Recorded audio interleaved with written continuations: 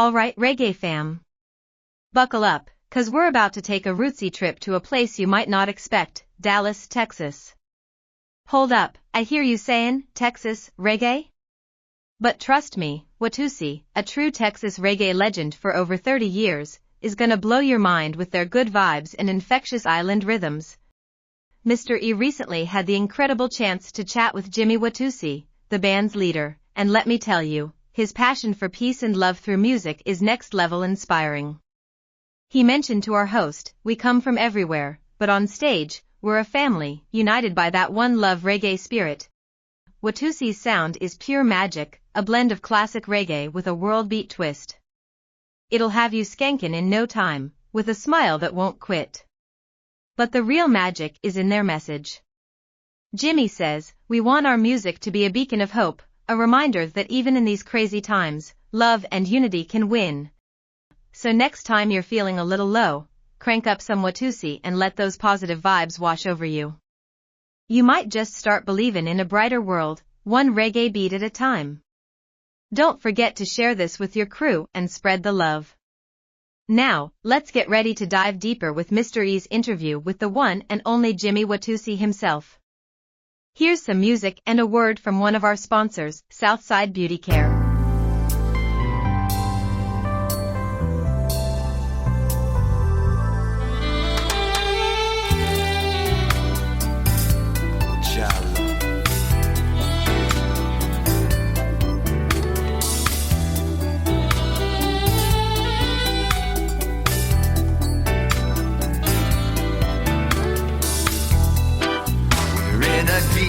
Situation, Babylon, bring down the nation, terrorize all creation, politics and discommunication.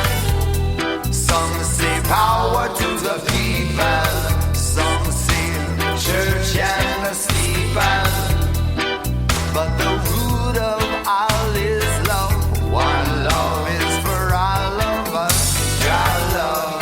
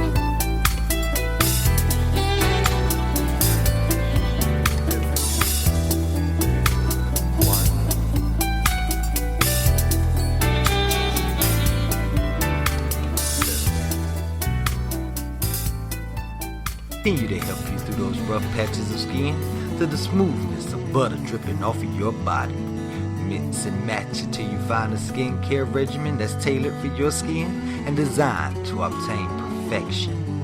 Come to Southside Beauty Care and see what we have designed specifically for you.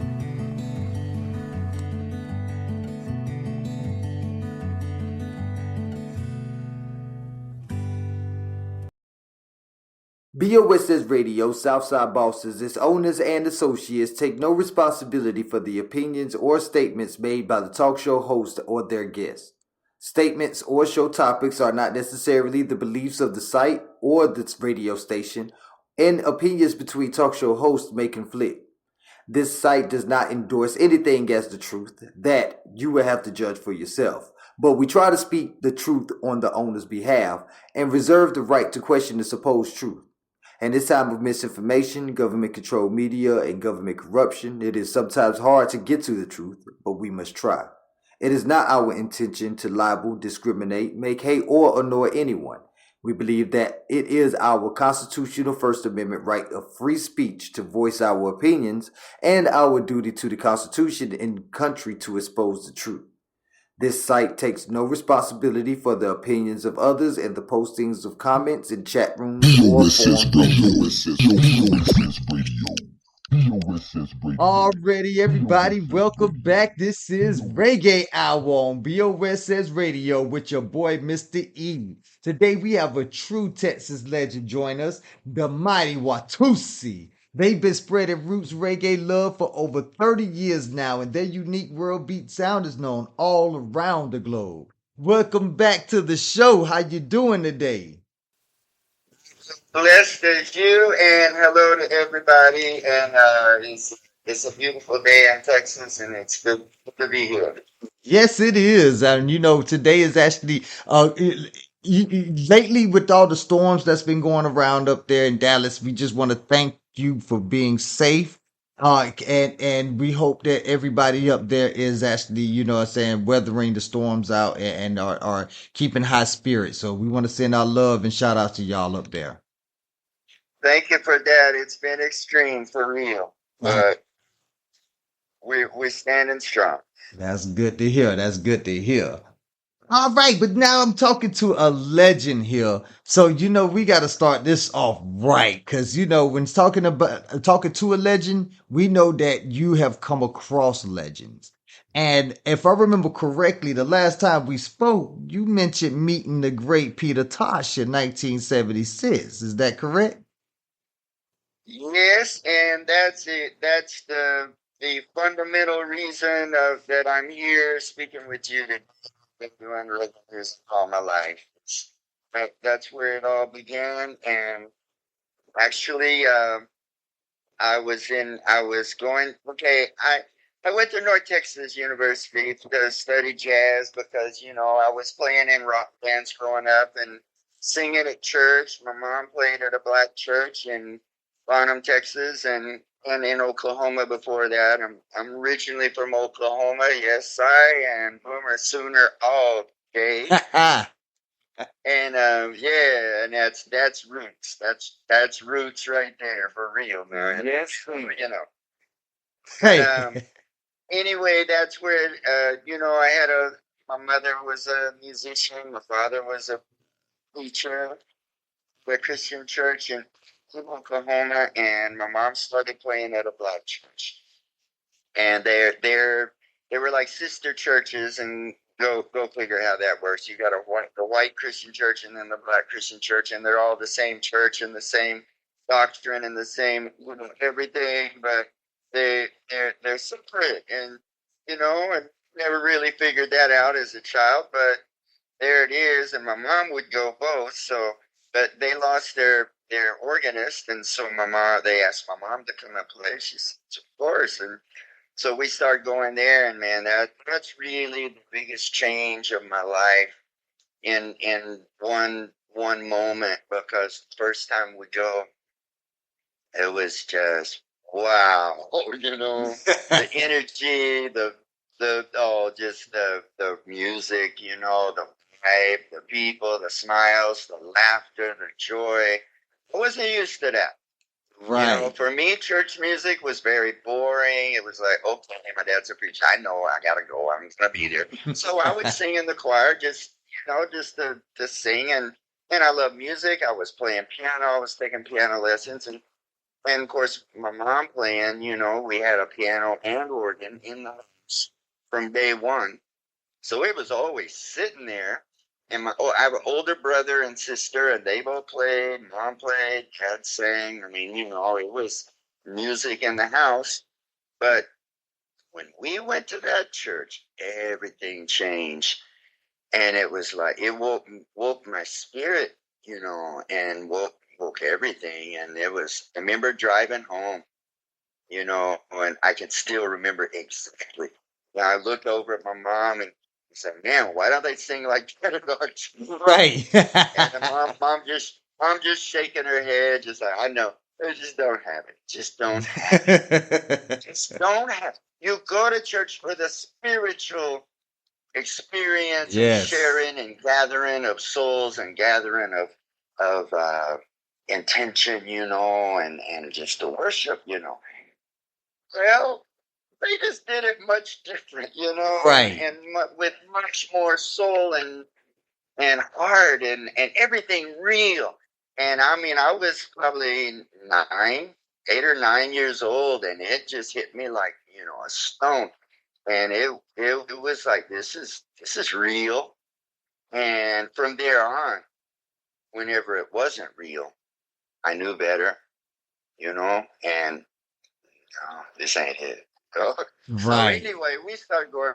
I'm going there. Wednesday night for choir rehearsal. That's where music spoke to me. That's where I really just got it inside, and I would go home. I mean, my practice on my piano from there changed because now I'm playing a lot stronger with a lot more passion, with a lot more energy, and the whole thing changed.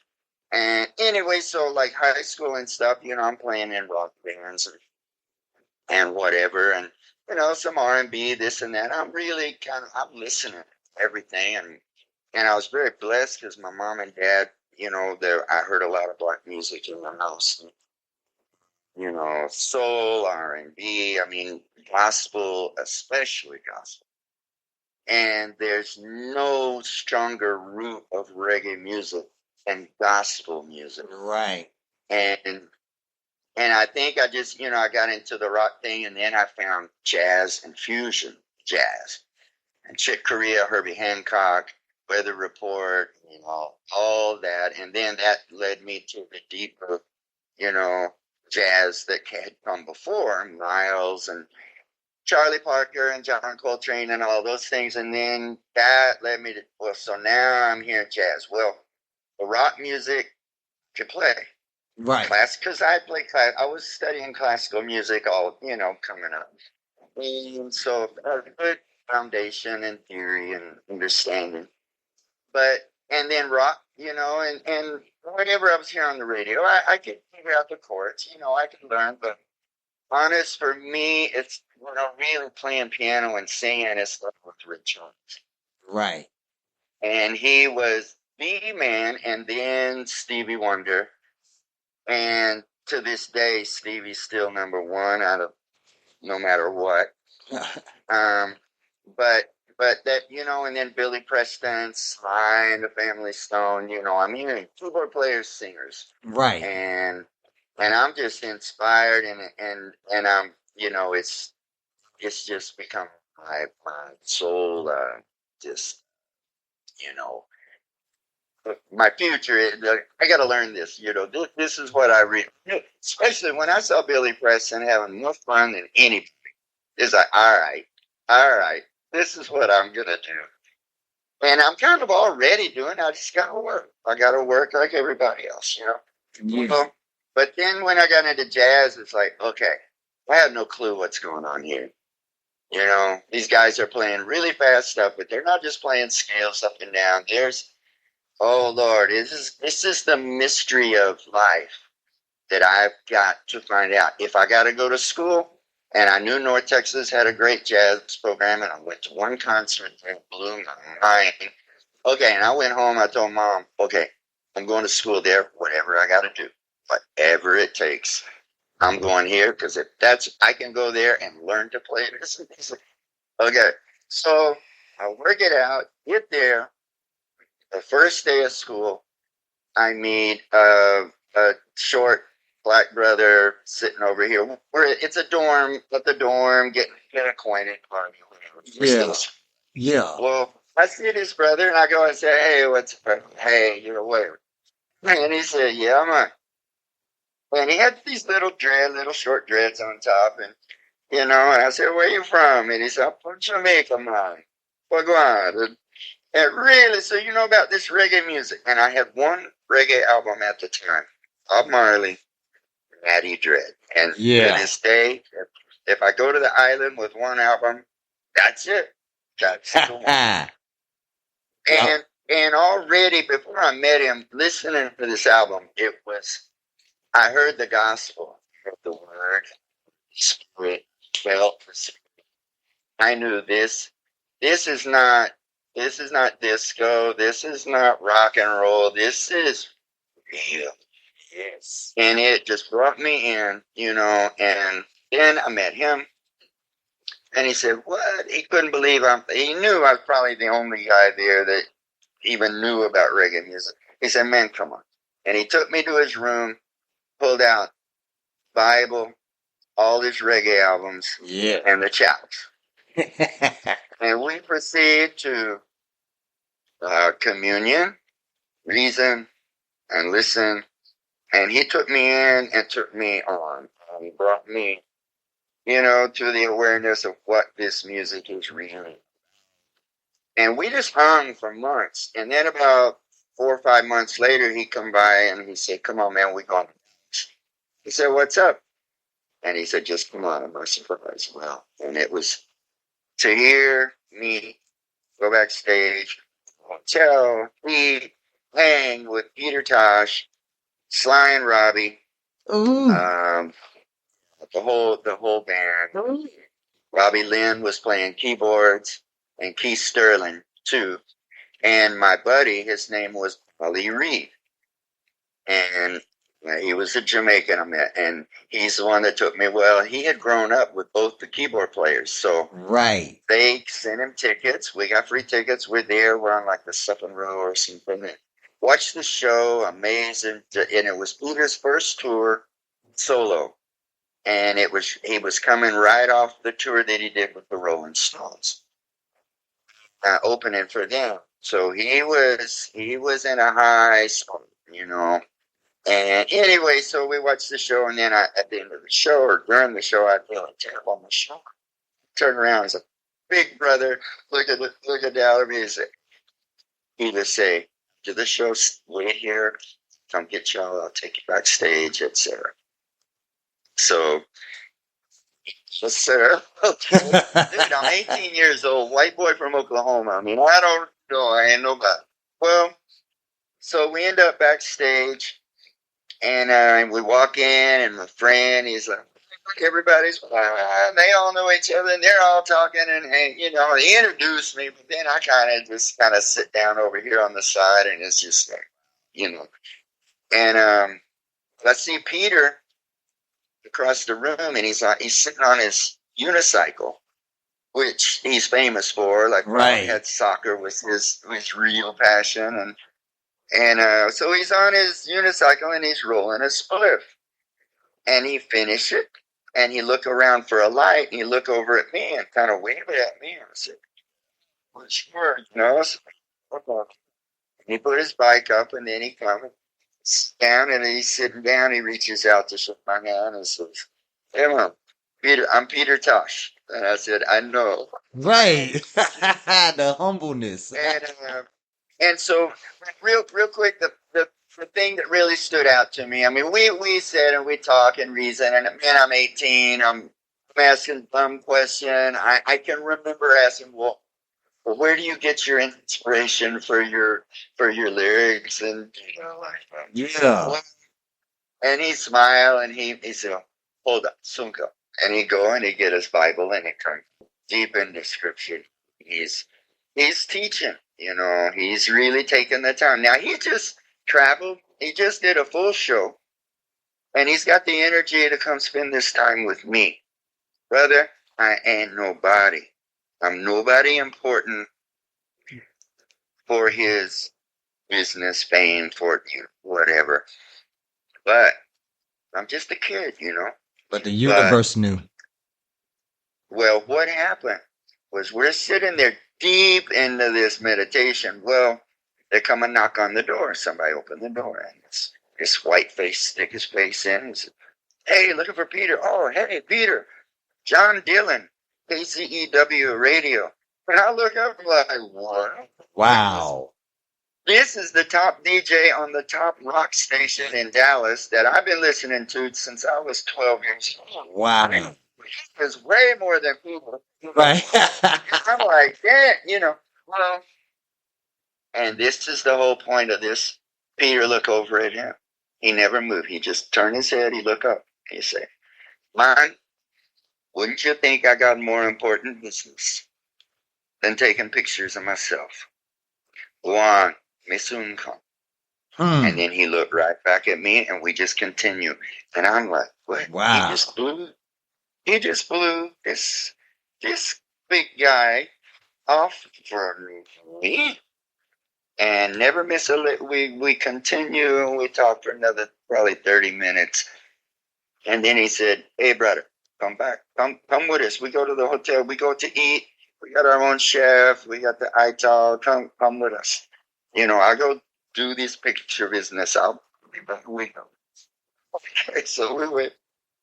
But, you know, to think that he put me above the little, you know, just mark whatever promotions guy and fame and fortune, whatever, you know, he thought that was pretty silly stuff, and he wasn't what he was about.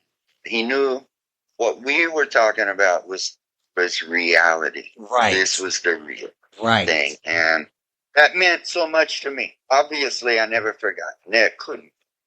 But anyway, we go to the hotel, we hang, we eat. It's just fun. It's just really beautiful family vibes.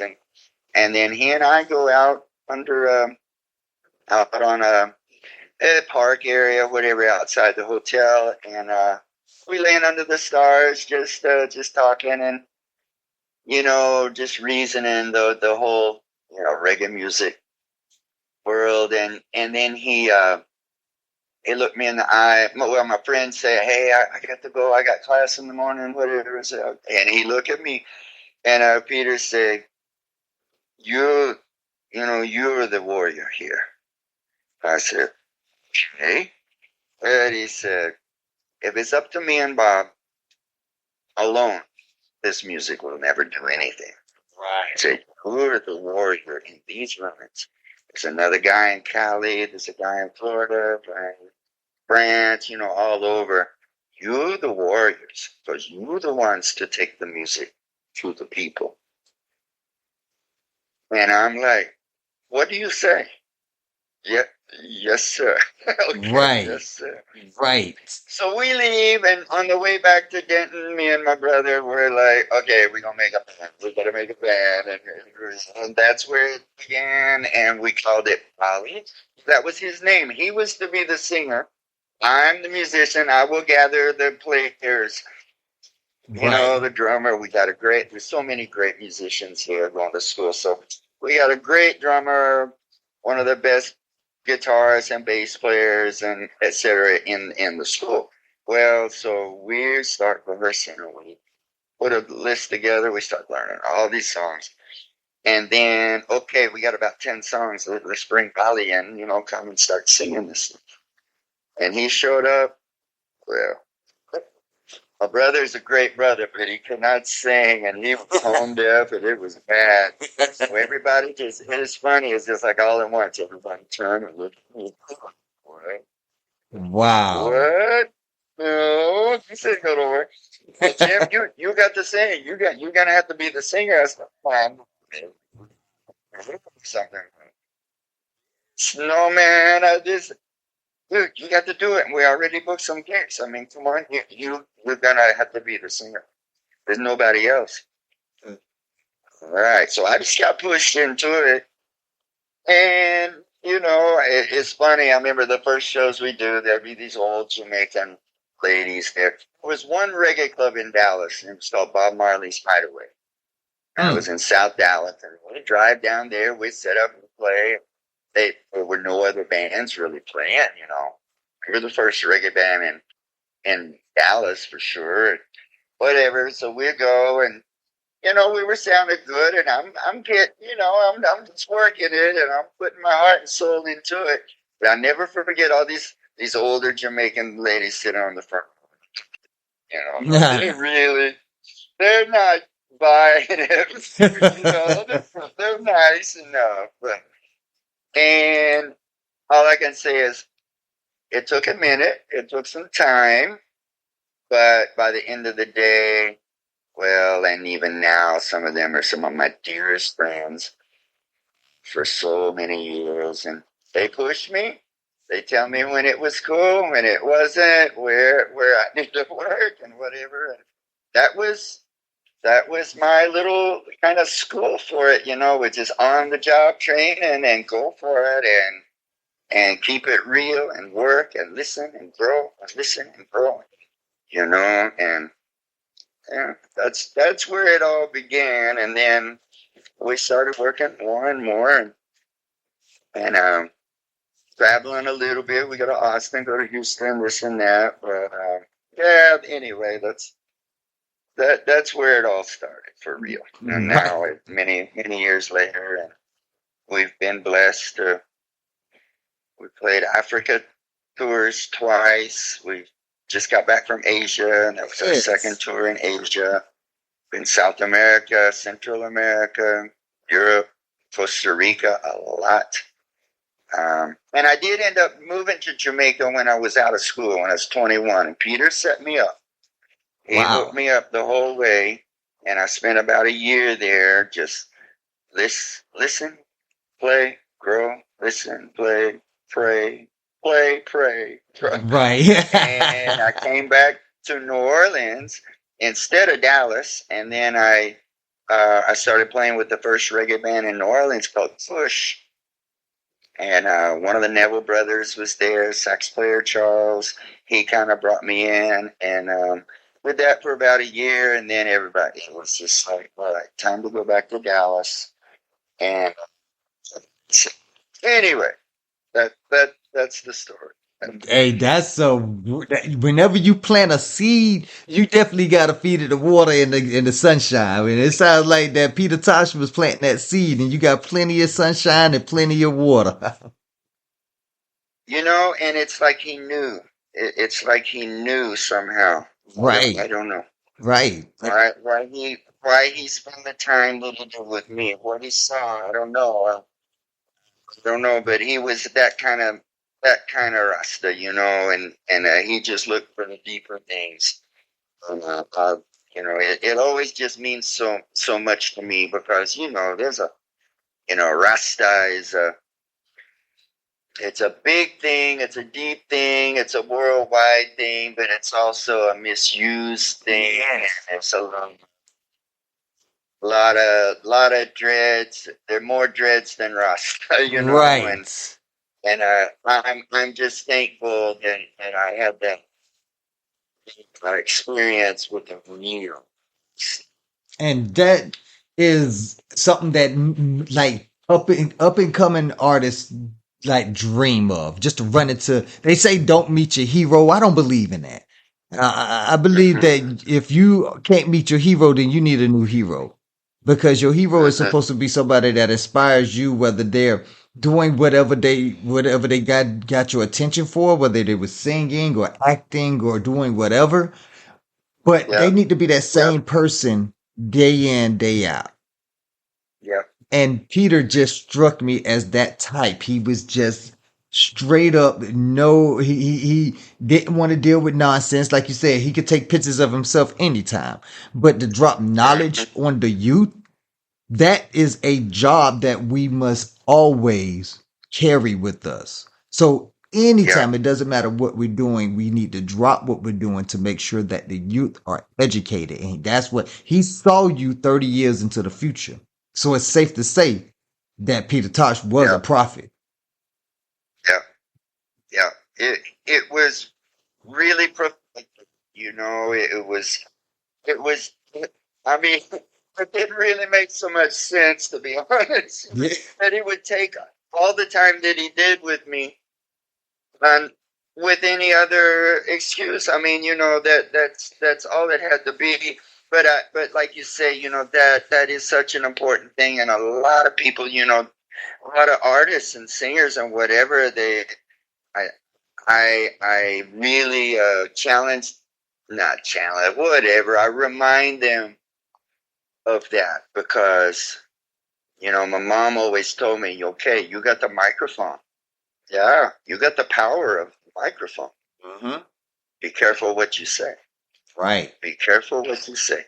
And honest, back before that, man, I was just, you know, in rock bands and stuff. I'd be saying just stuff. Yeah, let's party, let's drink, let's do whatever. Of course, club owners back then, you know, they really book you on how well you fill the dance floor and Right. the place. Right? If they're making money, they're calling you. It's So you kind of go in. Yeah, the music's got to be good, but that's only half of it. You got to get the party going, and that kind of that's what you're doing for you know, for really is making a party. right. It's got whole lot deeper, and I really, once I got into reggae music, you know, it really changed. I mean, you know, I'm still, you know, I'm pretty fun on stage and getting a crowd, you know, into it, trying to get them into it the right way and with the right attitude and, you know, sensibility of it all. But to have a good time. But hey, hug your brother, love your brother. Right. Love, you know, it's all about one love, you know. And if we ain't got that, what are we doing? You know? What do we do? But Exactly. I really remind these people because they are kids and young. It means a lot, you know. I host a drum jam, which I have tonight. It's every Tuesday here in Rockwall, where I live. A place called the Harbor. It's a beautiful spot right off the lake, right on the lake, with a lot of restaurants. Kind of an outdoor mall. It's a park area and a stage for restaurants and shops, and that's where we host, you know, the drum jam every Tuesday, Rainbow Drum Jam. And it's amazing all the kids that come up, and I really take it to heart, my purpose. This is my payback. This is my giving back to my community where I live. Right. And it's funny because, honest, the people that we attract that join us, now we're wide open. Everybody's welcome. Anybody. You got a drum, bring it. You don't got a drum, we got extras. Bring a percussion for the kids. And there's a couple things that happen there every week. And I mean, if it's raining, I go and we do it with awning and a restaurant. They know we're there. They appreciate us, and it's raining. Go no matter what. A lot of people, they come sometime here and there, but I don't miss because sometime it could be me and just one or two, you know, kids show up or something. But I spend the time. I really do try to be an example and share the gift and joy and just positive vibes for you know, whoever they are, wherever they are. Well, we do attract more international immigrants, so to say. Like, we're not all immigrants, but some by choice, some not. But really, whatever, here we are. But really, some nights we may have 20 nations represented. I mean, Middle East, Asian, South American. I mean, from Africa, from all over, and they all join us. But it's honest, typical Tuesday. It's more foreigners that are here. Yeah. Maybe tourists. Maybe most live here now. And that would say, for some reason, they're more drawn to the drums and the rhythm and the whole thing than your typical, you know, locals. And that could be black or white. And that's just, and I guarantee you, there is no difference on that as far as locals Right. See, I don't think it has anything to Black do with Americans are no more likely to join us than white Americans. Neither one of them right. really Because relate to what we're doing. And yeah, I they see. think I'm a foreigner. Where the hell am I from? Right, and that says a lot about the culture difference. You know what I'm saying? Because you're right, it Yes, has nothing to do with the skin color. It's a cultural difference. It's the American yes, versus not versus, but the difference between the American and the ones who are coming from a place that is rich in culture and they understand their yes, culture. So they see you out there with the drums. You're reminding them of home. So yes, they're going to exactly. gravitate to you. But here it's an economic, that's what it is. It's just an economic sewage. That's what the It's culture been is here. lost. Exactly. It's just, yep. So when I see the Black Americans, I'm special invite. Like, hey, when I'm walking down from the parking lot to the place, especially I see anybody black that's leaving or just getting there too or passing by, whatever. Right. I say, hey, we're doing African drums right down here at the stage. Come and join us. And Right. if they kind of hesitate or something, I say, hey, bro, this is your culture. Right. Come join us. And I remind them of, especially, because it's true, and they've forgotten and lost, and Yeah. it's bizarre, but Right. it is what it is. But we really welcome everybody. And sometime, bro, when I look down and I see 20 kids, all flavors, all colors from all over the world, all there, just giggling, playing percussions, it's shakers and cowbells and whatever, or drums, and they look at each other, and it's like, wow, I don't know what I'm doing, but this is fun, huh? Right. And they all get it. And sometimes I'll even stop the whole thing, and I'll just tell all the adults, hey, look over here. You see what I hear? I see. This is the rainbow drum jam. Here's the rainbow. Right. Now let's play. I want you to see what's happening. I want you to get this. Right. See this, feel this. This is why I commit myself to being here every Tuesday. If I'm alive and in the country, I'm gonna be there because, man, it's such a witness. It's such a powerful thing, and these kids leave there, and sometimes they're crying. They don't want to leave. They don't want to go. Yep. And but it's a powerful thing. And the other thing about that is that many times this has happened, and this is a sad thing, but it's true. Many people have come up and told me, man, we've got a whole family from Lebanon or Iraq or Philippines or wherever. Jimmy, we just want to thank you so much. And maybe tears even coming. We want to thank you so much for inviting us and making us feel so welcome. And to be honest, Jimmy, we've lived here for 3 years or 4 years, whatever. You're the first person to make us feel welcome and really, really made welcome here. Yes. It's beautiful. And yeah, good for me. So what? Powerful statement of the rest of the people around and what all, So it's a call-in, and I know, I go out, we do our shows and Watusi shows, and it can be a big fun thing, whatever, and it's beautiful, and that's a beautiful life. But this,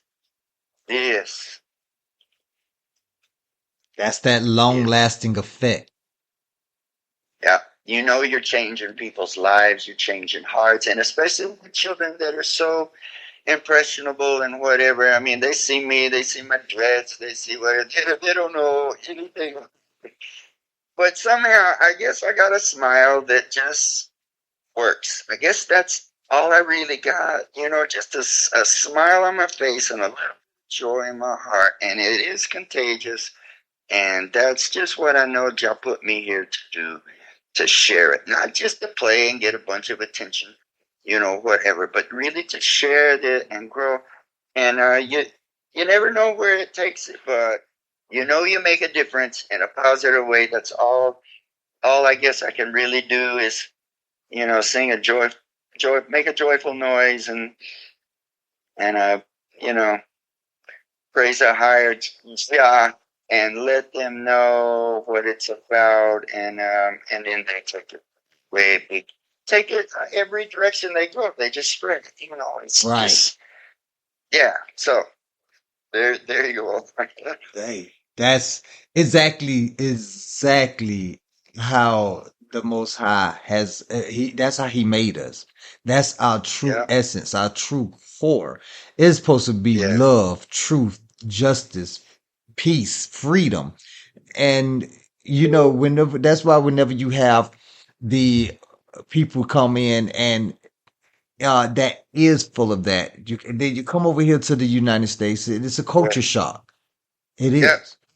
So the And it is a rare thing, and they'll tell me, man, you're the first person we've seen doing this, and Yep. blah blah. And there's, we hope we're not, we don't want to be exclusive. We want to spread and make this grow and spread and just keep on, because people need it.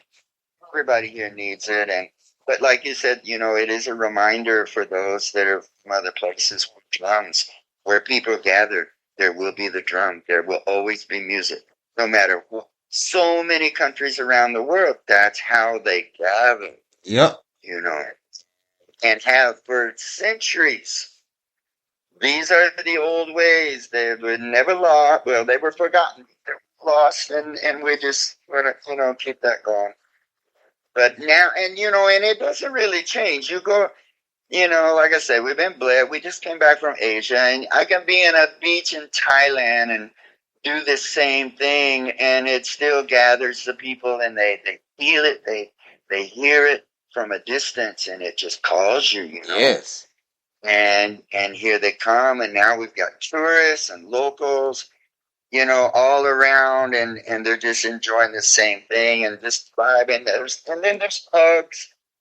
It's amazing. You get a group of strangers, and when they leave their family, and if they ever see you again, they know your family. They treat you like family. Hard, and it gives them a sense that they're not alone.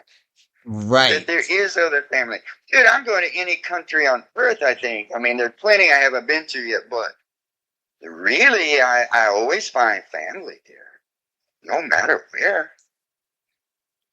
But I guess it's like my mom always said, if you want to have friends, you get to be a friend. If you want to have family, you get to be family. You got to. What's it like? Tell me, like, what's like one of the most friendliest places that you visited on any of your tours?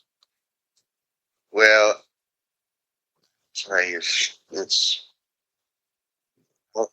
in a sense, I could say everywhere. If you walk in with that vibe, share that vibe, and I think just about anywhere can see it, feel it. They may not be expecting it, whatever, but they can't really deny it, and they got a lot of go over this.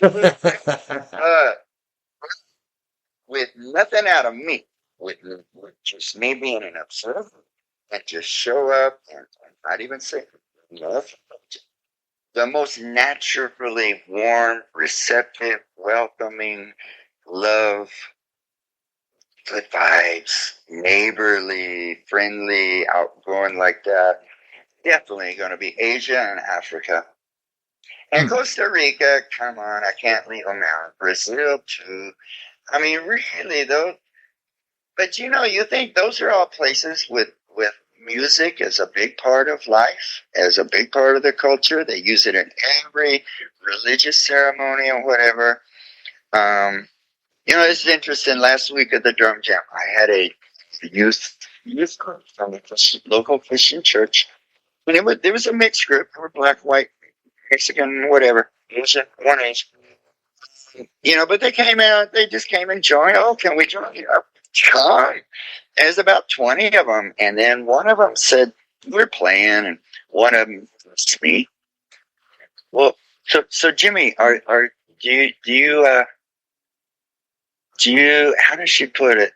Something about Jesus being, and is Jesus, my Lord and Savior, or something like that. Just kind of checking me, like, am I a Christian, or am I with him, or are they going to, Right. witness to me and try to convert, whatever. Right. You know what I'm saying?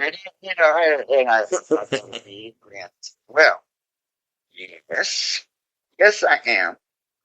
But I have to say, I might have a little different view than you're used to about this. So if you give me a minute, let me share this. So basically, I explained to them that as I believe, and my dad was a preacher. I come from a very solid Christian, upbringing. Right. When I came to Rasta, that was an obvious extension of that. It was not a conflict. There was not a, there was no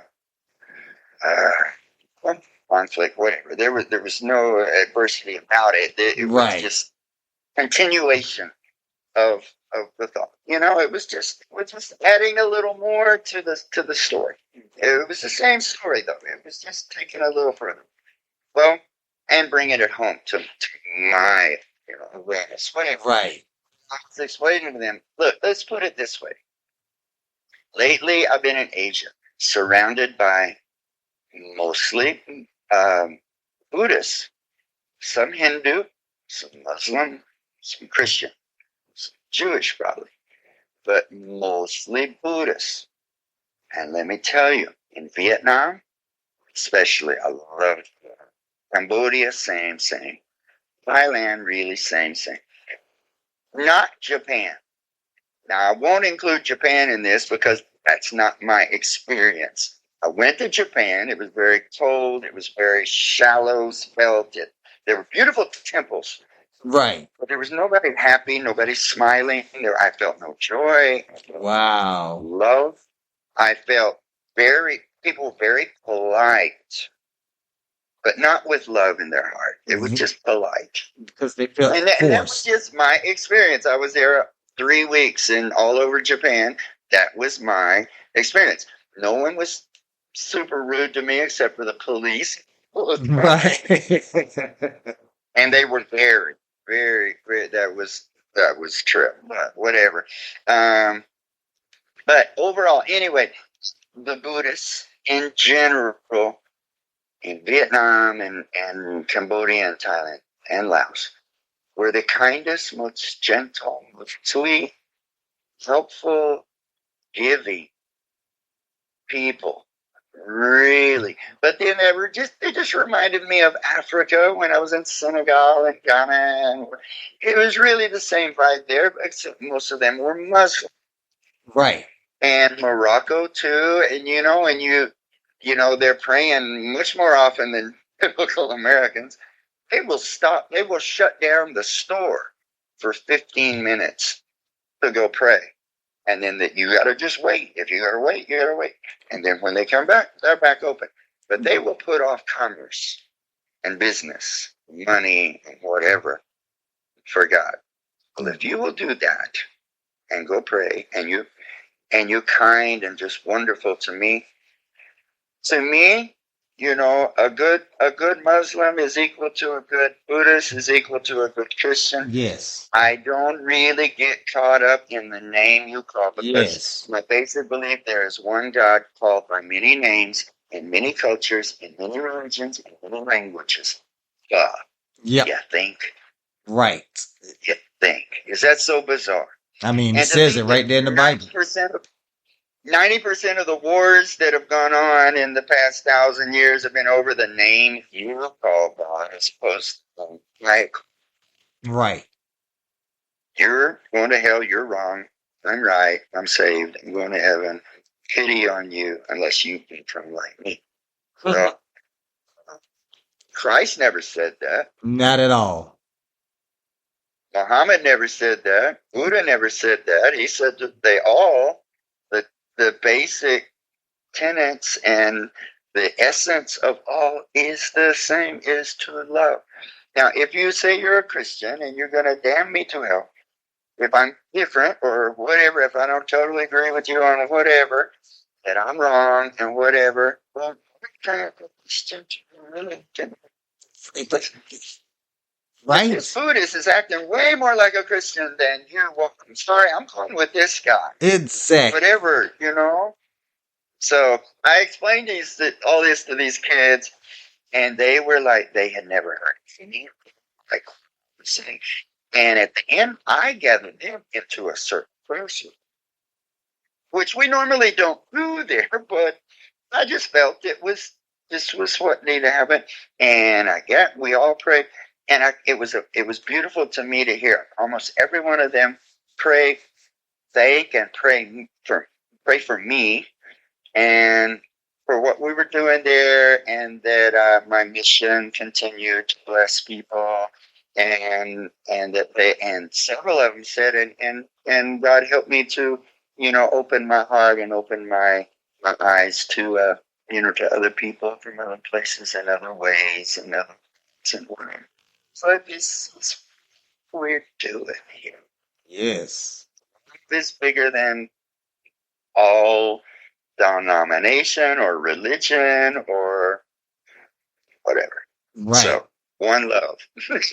Hey, that's real. That's real. One love, one world. Isn't it so bizarre? It's so simple, and people get so caught up in so many other things and ruin it. And humans really.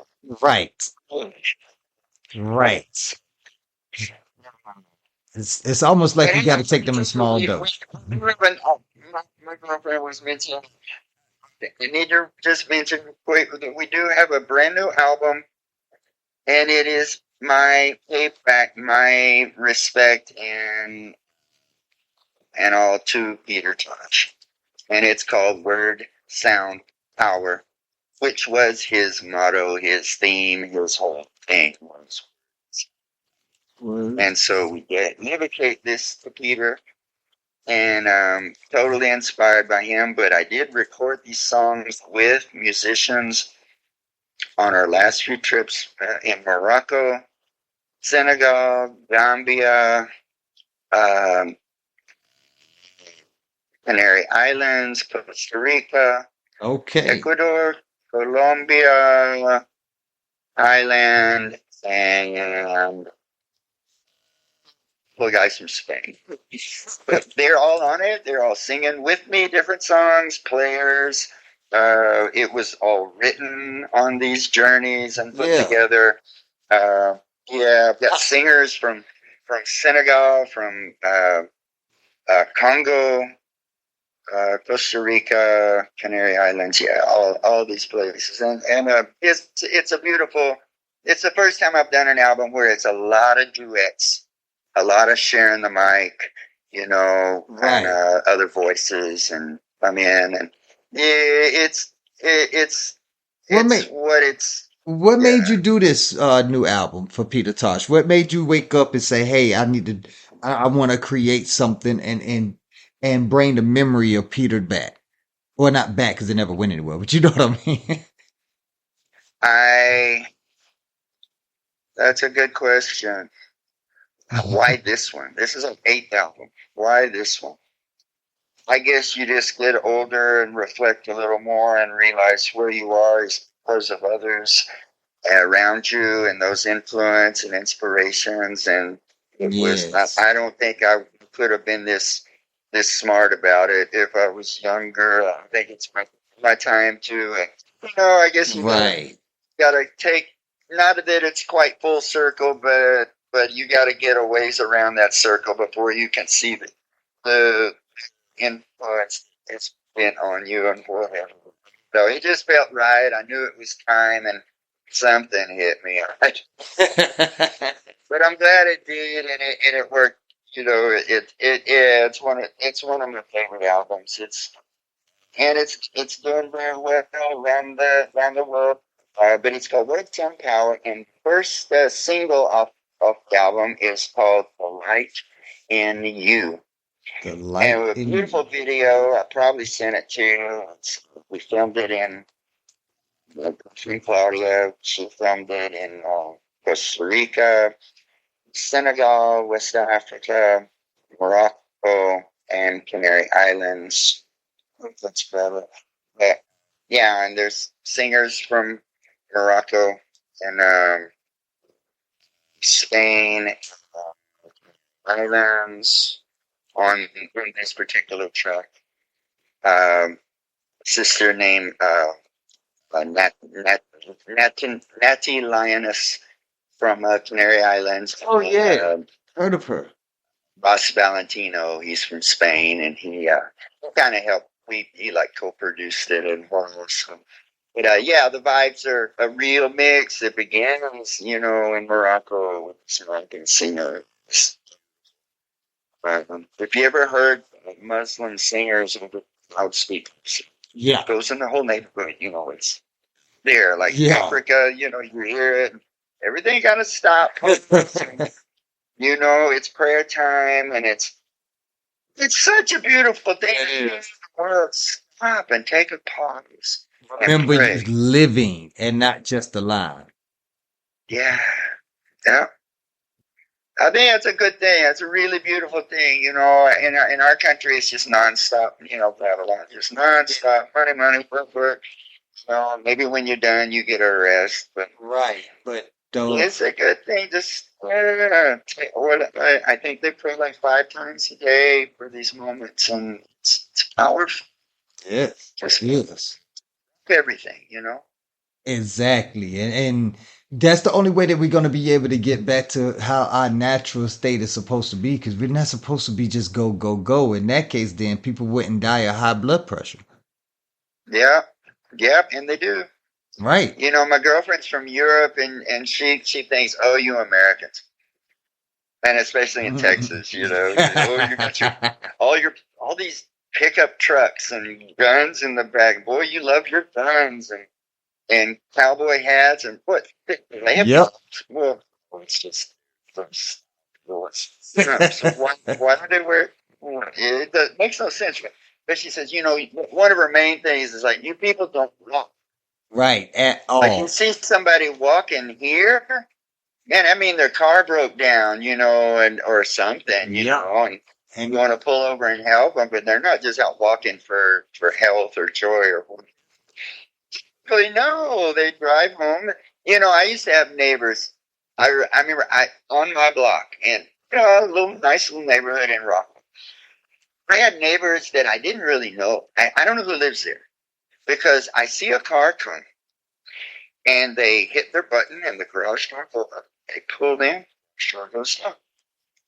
They don't come out. They don't hang outside. They don't right. ever sit outside. And I don't know who lives there.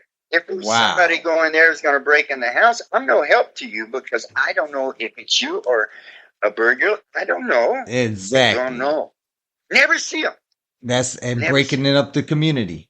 You can't have a community if you don't have neighbors. In Costa Rica and Africa, so many places that there would be a park near the center of the town.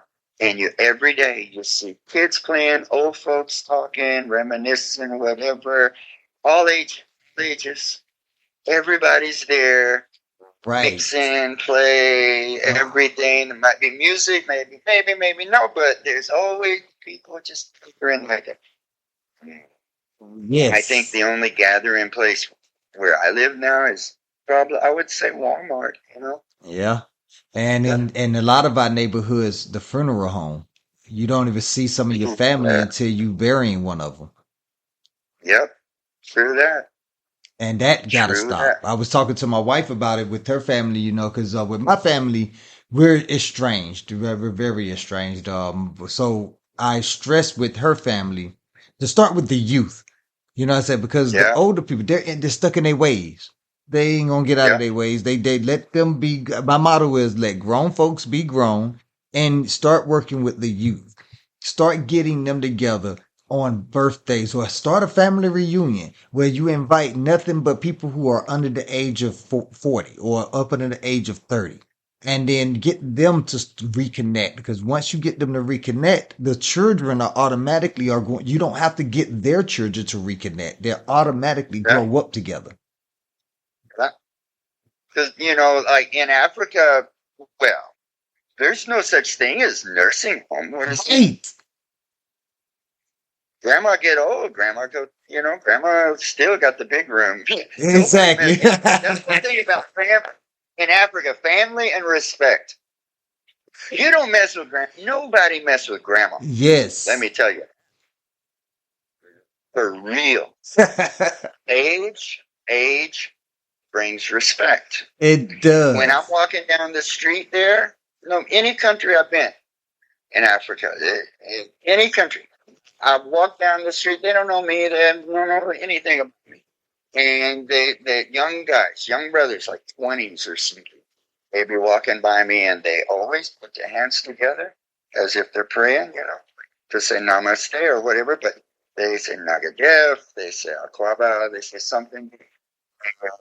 Acknowledge me, and they bow a little because they know I'm older than them. Exactly. That's all it is. Here's an older brother, show my respect. Yes. And they keep walking. Now, you don't get that here. That's a fact. We've so lost. Right. But family is the deepest it could possibly be there, and then age, you know, and you can be somebody that's just 5 years old. I mean, 50-year-old guy will do the same to a 55-year-old guy. Right. It's not like a major difference or something. No matter what, you respect Exactly. your elders. See, here the difference with our culture is that we're based on you have to gain my respect. Versus you give me no reason to not respect you, so I'm going to automatically give you my respect. Yes. And that's fundamental. Right. Fundamental change right there. And I had this one saying that I used to tell people when I used to sit down and try to teach ethics or whatnot. But I used to tell people, like, the reason why you go out and treat people like trash is because you don't get up in the morning and look in the mirror. Because if you got up and looked in the mirror, you would see a human being, and then you would decide that since that human being is you're going to treat yourself with respect. Now that you're going to see that you're going to treat yourself with respect and you see what you look like, everybody who comes out who looks like a human being to you will automatically get that respect because you trained yourself into respecting humankind, human beings. Yes. We don't do that no more. We don't look in the mirror. We're afraid to take accountability. So looking in the mirror is very, very hard for a lot of us. And that's one thing we have to do. And okay, they obviously, it's their tradition. You can say they were taught that, but they weren't just taught that, like they were told. Right. They were shown that. Exactly. They were shown that. And every day you're shown the same thing. It has become very natural, right, for you. And here, if you don't see it and you don't hear it and you're not shown it, well, how would we expect you to be that way? Exactly why I say start with the youth. And who will start with them? Me and you and you and you. Exactly. But I think parents. Exactly. At the end of the day, that's the first teachers is the parents. Yes. And the next teachers are supposed to be auntie, uncles, grandma, grandpa. And we're supposed to see each other as brother and sister. So that means that if I see your child, whether I know you or not, that's my nephew, that's my niece. Yeah. Yeah. And when you got a community like that, it can be that way. And without it, everybody just spread out. And it's hard to maintain things. I know my parents, when they grew up in Oklahoma, they had uncles and aunts. I mean, they had family, close family all around them. And me, right? And mine was, I guess, the first generation that we really were spread out, and we didn't have that community. We saw each other a couple times a year, maybe, and we really lost so much there. I've got nephews and nieces I hardly know, and they need to know me. I need to know them, Right, but right. it's hard when you get so spread out. We naturally we're going to lose the closeness, so you better make some efforts to Exactly. rekindle. And if not, love your neighbors, That's what I love was your just neighbors' thinking. kids. I was just You know. thinking that. Because if everybody has that mentality, then you will be able to feel comfortable knowing that even though you can't get to your nieces and nephews, that somebody is getting to them with that same love that you would be Yeah, giving them. yeah, that too. Yeah, So it's all we all one world, like you say, it's one love, one world, and once we realize that what the way that I treat you will eventually come back to affect me. Once we yes, realize that, at least start looking at it that way, even because at least if you look at it that way, even though it does come out kind of selfish, oh, I don't want negativity to come back to me, so let me put out positivity. Hey, great. I don't care what your motivation is, but if everybody can start getting on, then we can, that the youth are going to see us doing it. Forget about the yes. motivation because they don't need to know what our motivation is. They just going to think, okay, this is normal. And if you got kids, you can tell them anything you want. They'll hear you, and it'll go right out the other ear. Yeah. And if they see you, Yeah, that's what will. But when it's exactly. yep. That is the But truth. we've got some friends. They go on Facebook and thing, and they talk about, oh, the world's so messed. So, oh, it's going to hell. It's the end times are coming, and things are just. Well, yeah, there's definitely plenty to talk about there as far as problems and issues. But tell me, when weren't there issues and Right. problems? And I know because I don't live in a box right here and stay in a box. And that's the thing, people. It's so natural that we raised to be worker ants, Yep. and then we're sent up and we pick. Maybe we're lucky. We go to school, we learn some trade, we learn some profession that we get to choose our work, but still we basically go to work, come home, eat, go to bed, whatever, and start over. And it's a really, you know, like I know I'm very blessed that I don't have to really live that way so much. I've got my routines and whatever, but I know I'm very blessed that I've been able to get out and travel. And it wasn't always this way because it wasn't always this way. I was raising kids for a lot of years. I'm going to soccer practice 4 nights a week. Wow. 4 nights a week. Wow. And then playing shows on the other nights. And yeah, and a lot of those, several of those years were as a single father with 3 kids, and yeah, soccer dad, and now I'm soccer grandpa, and it's a lot way easier now. Right. We get locked into these things, but we forget, how everybody has their own different journey and different missions and callings and all these things. And just, always just everybody out there, they need a hug, they need some love. And when we see all these, hard times like we're in now, and you don't know which way and whatever, all this suffering, I tell you, every drum jam, but every show and I definitely take time to pray, and especially, at shows, I will always livicate a song for, this one goes out to,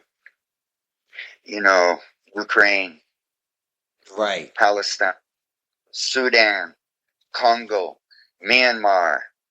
I mean, so many places in the world that people are struggling so much right now, and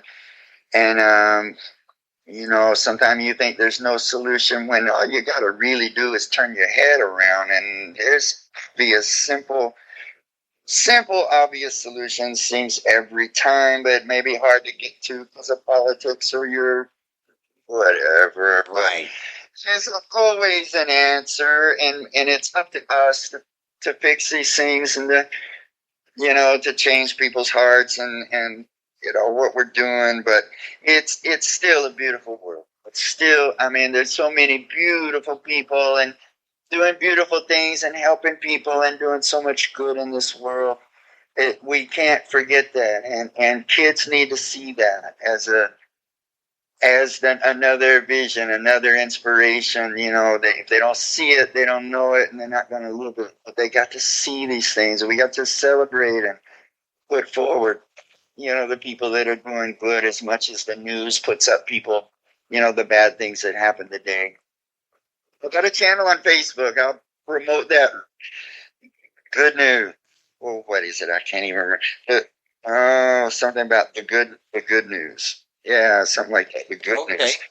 And it's I just, anything I see that's just super really good and positive, I'll put it there, at least so I know there's somewhere they can go. And I know there's many places, but we can't forget there is a lot of beautiful people and spirits and things going on in this world right now. And we need to really focus and celebrate, Right. share those things with more people than we think. Yeah, exactly. Yes, if we just do it, we can wait. Yeah. You're right about that. Warming, wars around the world. Getting rid of Donald Trump for good. I mean, we've got this. Just do it. We can do it. I only said his name once. I hope I don't say it again. Right. But I will say this about him. When I travel the world, tell you what, we're not alone. And the rest of the world, and I'm talking 99% of the people I've met in every country I've been, they'll say, dude, you're from the U.S. Oh, wow. That's cool. Wow, well, what happened? How in the world, especially when he was president, how in the world would y'all have somebody like this guy? He's a horrible person. He's yeah. I know. You think I don't know? Of course I know. Well, what happened? Well, that I don't know exactly, but I know there's a lot of pain. There's a lot of people feeling a lot of pain and anger and frustration and whatever, and with Nixon, with whatever. And I guess it was just a total resistance that spread and spread. But there's a lot of hurting people. Yep. Full people, and a lot of people that want to spread their pain. They really jump on that bandwagon. Yep. A lot of fear. That's the other thing, is fear. They have these ludicrous fears that make no real sense. I listen. I have a yogi. His name is Sadhguru. I listen to him a lot, and he's a very positive guy. But he talks about fear. Fear is either from your past or of the future. But we don't really have fear of the moment. In the moment, we're good. You're good. Right here, right where you stand, where where you are, there's no fear. So, right. No one reads the future. You can't change your life out of living in fear of what might happen. Well, exactly. In the moment, stay positive of what you're doing right now, and spread the love and the good things, and do the work and whatever. Now, in the now, you're setting your future. You're setting yourself up to have a good future. Exactly, because that's like you can't know exactly what's going to happen, and maybe something negative will happen, but something positive might happen as well. And if you're putting out positivity, the way that the laws of the universe works is you attract what you put out. So if you're putting out positivity, more than likely you're going to get positivity back. So that's a lot of people, they live in that fear, and that's something I was trying to get through to my son. And living in fear is going to keep you from your blessing. Yes. Period. You won't. Exactly. Exactly. No, and it's not something might happen. Something will happen. Something good will Exactly. happen. How many of each? Well, depends on where It, you exactly. surround yourself with and all those things. But have your faith strong enough to withstand those hard days. You're gonna have those hard. You're gonna be there. You're gonna have to be ready. So Yeah. get your mind, get a good perspective. Yes, finna say that. It's coming, but you can roll. And the hardest times I've ever had in my life, Jah has always been there for me and pulled me through. And I know I've survived a lot, but I also know I didn't do it alone. I was never Right. alone. I always had that, and I always, I thought, like growing up with drugs and things like that, I was always thankful that I have music. And I know when I was young, I had a friend in college started getting cocaine from Peru. I mean, cured all this stuff. And something I honestly really didn't even like the effect of it, but it was just honest. It was just at the time, it seemed a fun thing to do with your friends, whatever, and stuff. It was more the social thing of it. I wasn't a big drinker and whatever. But I remember one night, he showed up before a gig in Dallas, and I remember we were all, tuning up before the show. And I went out. Now I'm the lead singer. I got 4 keyboards here playing all kind of horn parts, all kind of. Man, I was messing up left, messing up right. Had nothing to say to the people. I was like, well, the name of this song is this, okay, and and then I had nothing. I was a big zero, and it was probably the worst. Oh, it was the worst show that I had ever done. And this was before we were, I don't know, we were kind of a reggae funk all kind of mix. We weren't really not near a mentality of everything at that point. And it's show. Exactly. And so here I'm lost into this for a minute. But I mean, I went home from that show shaking my head at myself. Yeah, never again. Forget that. Exactly. Forget that. Because if it messed with my music, I knew it was for me. Exactly. And I remember one night in college, I was tripping on LSD all night, and I went to a piano lesson the next day. And the notes it was Mozart. It was classical. This is Mozart. The notes are running around the page. And it was not good. And I went out there thinking, okay, no, forget this.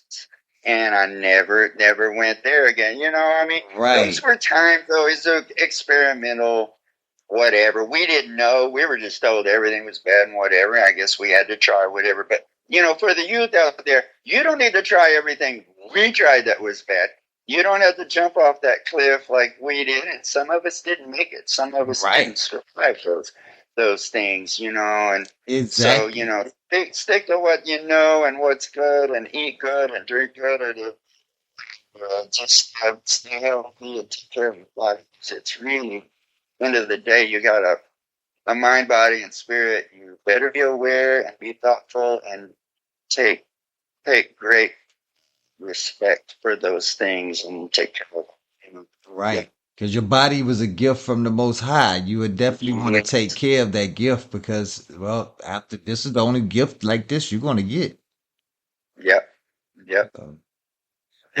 Well, we are. So we all go through. We all learn our lessons. But hey, a wise man will really look around and learn from the mistakes. Facts. It couldn't said it no better than that. You definitely right. We was your crash test dummies. Learn from us. We got you. We took care of all that for you. Trust me. Reggae world, we got roots reggae music, and we got mixed with roots reggae and Latin, or reggae and African, and reggae and lots of things. And this world beat, which is what we really know as world beat, because we are a mix of foundation, roots reggae, musically and rhythmically, sound wise. You're going to hear a little gospel. You're going to feel some gospel. You're going to hear a little jazz. You're going to hear a lot of flavors and rhythms from Africa and Latin, where they are the best of in rhythm, in that Right. world. And so they've got a lot more to offer. And I just say it to other reggae artists, in the dance hall, it's all about. Dance hall is another thing. Keep me going. I just simply say, if you take God out of gospel music, what do you got? You got a spell.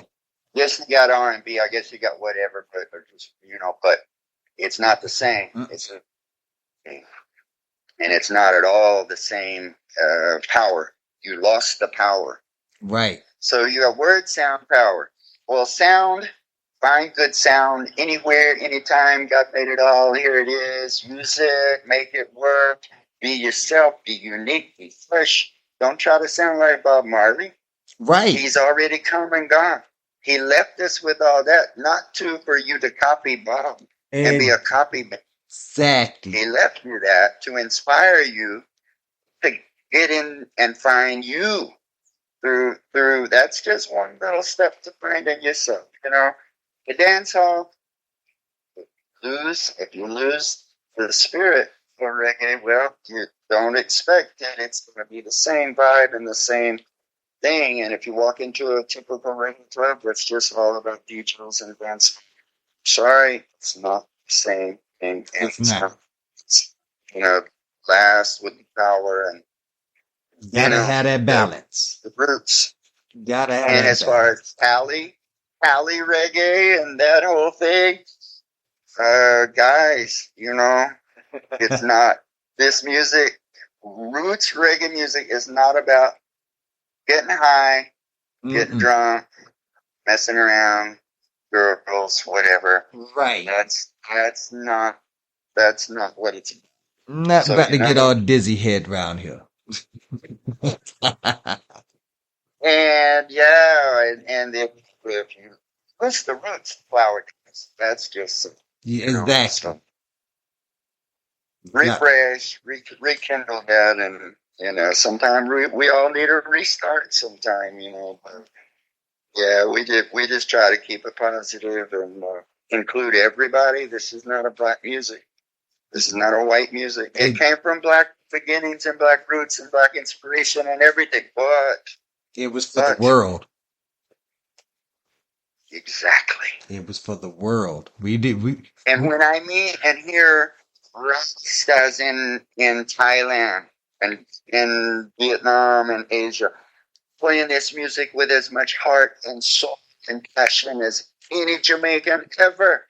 Come on, you acknowledge. You got to respect. You got to really. They understand what it's about. And same in Africa, and they know it really came from there in the first place. But it's we see it like this. It's a beautiful thing. If you can't close your eyes and listen, and then make your decision, then you're in it for the wrong reason. Yeah. Because you can't see a person's heart. You can see the actions of a person that is coming out of their heart, but you can't see a person's heart. You got to hear it. You got to hear it beat. So you definitely got to just close your eyes and just listen. And if it's bringing you that peace, if it's bringing you that love, making you feel free, then what's the problem? Yep. There you go. Well, we are coming towards. It's a beautiful thing to see the rainbow of people doing this music really all over and in South America. There's just some really great reggae music going on, and And really there, and I would say all these places that I've been, Right. they prefer roots. They recognize the love and power of roots music more than dancehall and just, you know, Cali reggae, whatever. Right. They recognize the difference, but it really, it's way more popular than, like, if you go into a club in, well, most any club I was at in Africa or Asia or South America, it's gonna be roots music playing. It's not gonna be Right. so much dancing. Oh You yeah. know? Oh yeah. They consider dancehall the rap of reggae. You know, it's more rap than it is, or yeah, it's more rap, not even hip hop. It's more rap than it is reggae. You have a lot of stations that play reggae that refuse to play dancehall simply because, you know, it's not the culture, it's not the essence that they're trying to exude. When they play reggae, Yeah. it's something that you could just put on and just let it play. Well, I think a lot of DJs at a lot of clubs, they think, well, they're going to play what's hot, what's popular. Well, Right. honestly, I look at them and I think, what do you know about what is popular? Popular to who? Where? Where Exactly. is this popular? If you would play Burning Spear more than you're playing whatever, I won't name it, but if you play this music, I don't think anybody's going to turn around and go home. I mean, I really don't. Right? Right. And if it's a big dance party on Saturday night and it's 3 a.m. and whatever, I don't know, man. It's like here, there's a lot of Jamaicans here in Dallas and stuff that I Yes. rarely see it. And when I do, they'll tell me, they'll come out to a festival or something. But otherwise, Jimmy, man, we just don't go. Right. It's got a family. I got more. It's just not about drinking and nasty dance and whatever. Right. And girls just showing everything. It's funny. You look at these ads for a lot of reggae shows at a lot of reggae clubs, and they know who they are. And they got some girl in a bikini on the front. Yeah. Big, very small letters at the bottom. It might mention what's playing. Right. And then the band that's playing probably don't even play the type of music that y'all trying to attract people to with that flyer. Well, and you're not promoting the band, and then they will sit and tell you, well, that they don't bring in crowd, they don't bring in, people, so Right. whatever. Well, you've never promoted them. Exactly.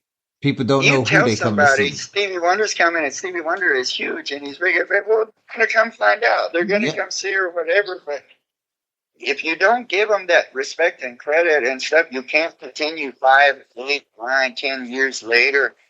Blame them for not being a bigger draw. Exactly. I mean, I take this personal. I mean, it's the same with us. So I know there's certain clubs in Dallas they would do this, have a bikini girl with her, whatever, everything hanging. And that's the big thing, of the party. And this girl, first of all, she's never coming. Right. And whatever. Exactly. And but they not even mention who's playing and whatever. And they really, we got to support each other. And last thing I can think of about Texas and reggae is that there really has never been a circuit to Right. where the bands, for instance, the bands in Houston, nobody in Dallas really knows. Mm. Very few know. Because they don't come here and play. Right. The bands in Austin don't really play in Dallas. Dallas bands don't really play in Houston much or Austin. I mean, or Corpus. And there's not this thing where you've got, 20 clubs and they rotate the bands and they're all moving. And one weekend they're here and they're there. And we throw it. And it might be several different bands might be playing Saturday night, but it'll be good. There's a group of bands, man, they're all good, or whatever. That's really been a missing thing, and there hasn't been that kind of unity. I mean, I'm friends with basically all of them and stuff, and we try to support each other. But, if there's something going on that we can help each other, I'm always there to do that. There's a thing called Reggae Ambassadors Worldwide. Yes, I saw that. It's Yeah, it's been an organization for reggae artists and promoters and what all for many, many years. Yeah, you're a charter But member, it right? kind of, well, that we're number one. I think we're number 23. But Ziggy I mean, he's part of it. Everybody, Burning Spear, everybody, and but it kind of, the main organizer was an older Rasta named Papa Pilgrim.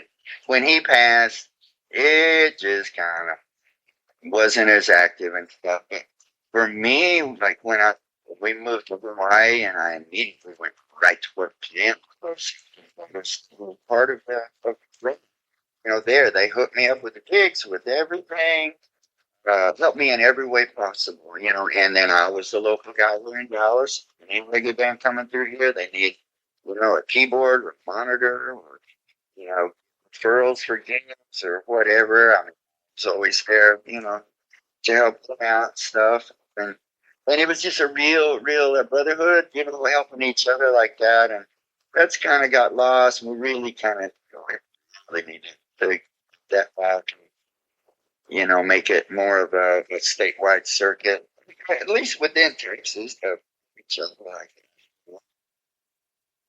Okay. I mean, it helps there. If it helps me, it helps you. Right.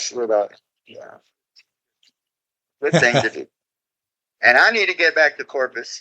Yes, we definitely working on that. We definitely working on that. I have to get in touch. Matter of fact, later on tonight, we're going to be speaking with the selector from down here on how we can definitely get you over here very soon, because we definitely need you down here in this South Texas area. You say you've been to the Padre Island, but we need you down here in Corpus now. Well, it's been a minute. I think the last place we played there was Annie Santa Fe. Yeah, Annie Santa Fe. I Wow. think it's the name. Been way too long. You don't even know it. It's been too long. But yeah, well, keep me posted and just I'll tell you one thing. I'm blessed to talk to you today, and you're such a great soul to talk to. I can see why you do this, because you're really good at it. Oh, thank you. And also, I know I appreciate you, and I know your people there must appreciate you, and people lift this brother up and buy him dinner one night just as a surprise. Thank him for being a local witness to the power of music and brotherhood and love and oneness. And you're a great brother to have there, and it's been a joy to speak with you. The blessing has been all ours over here. We got to get some wisdom from, from one of the greats, from one of the legends, man. Like just looking at your career is just very inspiring. So it is a blessing on our end. This conversation here, especially my son got to hear this whole conversation. So he got a whole positive infusion just now. What's his name? Yeah, go ahead and tell him your name. Tell him your name. Naciel. Come over here to the mic and say. Marcia? Naciel. Well, brother, we get down there, stay on Pops to make this happen. We get down there, you're on stage with us. And you would say, let him introduce us, and then you jump up there with us. And we'll give you a drum, something, and we will jam up there. You be ready for that. You hear that? Play the drums on the stage, boy. If you got a word, and I know your pop's got enough words, I know you've got some of your own, you be ready, you think about it, you plan it. And if it's a poem, if it's a rap, if it's a verse, whatever it might be ready to share some of your spirit, because you are much loved, and you are blessed by at least Father right there, and I'm sure many, many. Yeah, take it to heart. Respect. Thank you. Well, brother, I hope I see you soon, and we'll be in touch. And Definitely. One love, and thanks for all. Thank you so much. Happy Father's Day to you. Give the family and my to love. You. Thank you, thank you. So we definitely want to give a massive thanks to Watusi for joining us on Reggae Hour. We cannot wait to see him down here in Corpus Christi with him and his whole legendary band. And remember everyone, spread that one love, that one world vibe wherever you go. Stay tuned, reggae lovers, because we got more great tunes coming from you right after this break. You Raise heard the me? track. Ha ha. Y'all love.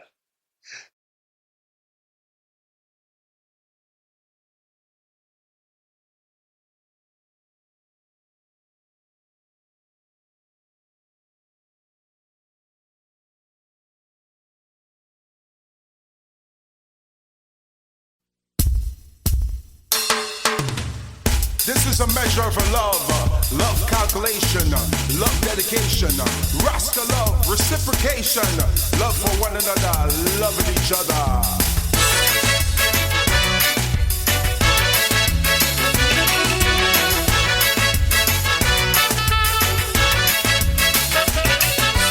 Every time I hear the word of love, it's all about you.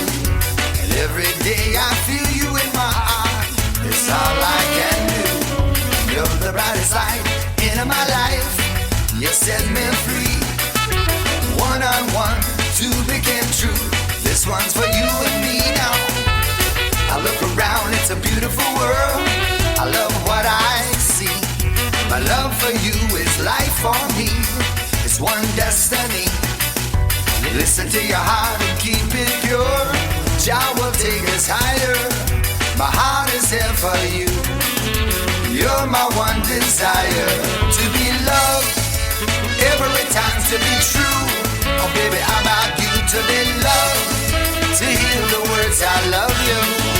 On and on. To be loved, every time to be true. Oh baby, I'm about you to be loved. To hear the words I love you.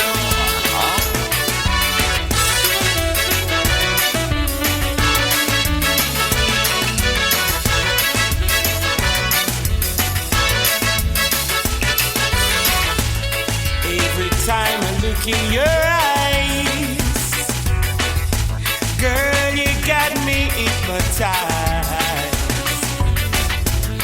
With you every day is life, yeah. Girl, I want you to be my wife, yeah. Just the way you look at me, yeah. Girl, you have me going crazy.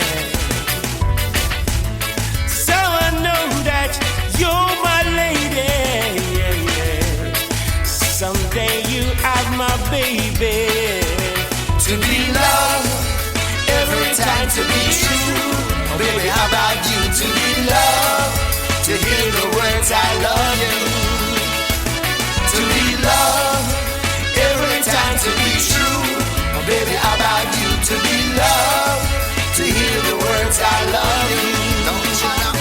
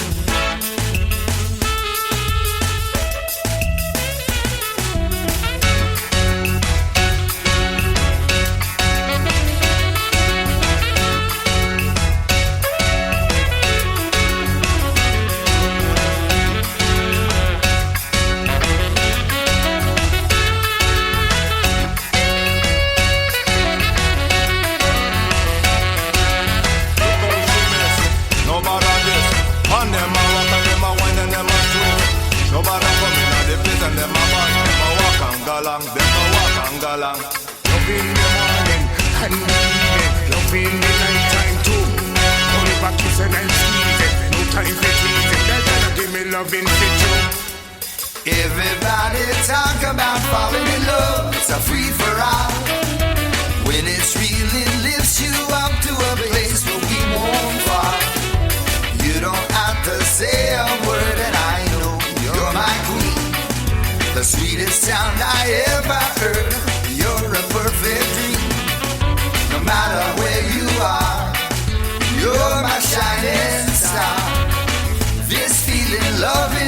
devotion, flowing like an ocean.